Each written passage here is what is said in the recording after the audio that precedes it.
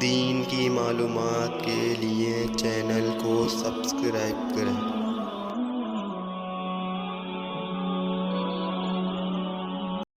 نحمده ونصلي على رسوله الكريم اما بعد۔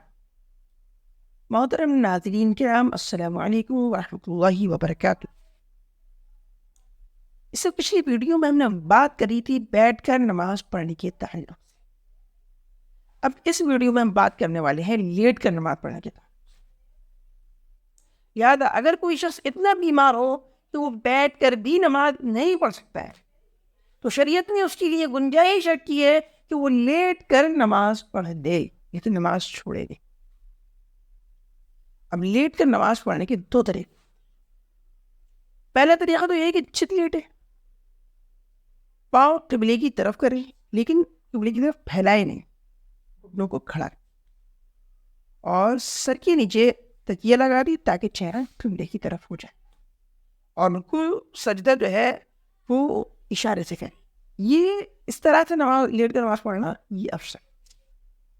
لیٹ کر نماز پڑھنے کا دوسرا طریقہ یہ ہے کہ چت نہ لیٹے بلکہ کروٹ پر لیٹنے کی صورت میں چہرے کو قبلے کی طرف۔ البتہ کروٹ پہ اگر لیٹتا ہے تو اس میں افضل یہ ہے کہ دائیں کروٹ پر لیٹے۔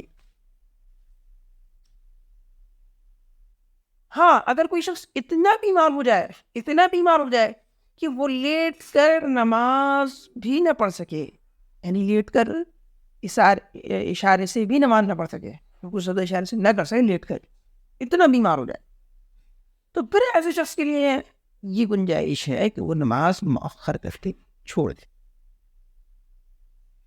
اور پھر اگر کسی شخص کی یہ حالت، یعنی اتنی بیماری وہ لیٹ کر اشارے سے بھی نماز نہیں پڑھ سکتا، ایسی حالت 24 گھنٹے تک رہتی، یعنی 5 نمازوں کا وقت گزر جاتا ہے، اس کے بعد تک نہیں عارف ہے، تو اس شخص کے ذمے چھوٹی ہوئی نمازوں کی قضا لازم نہیں ہوگی۔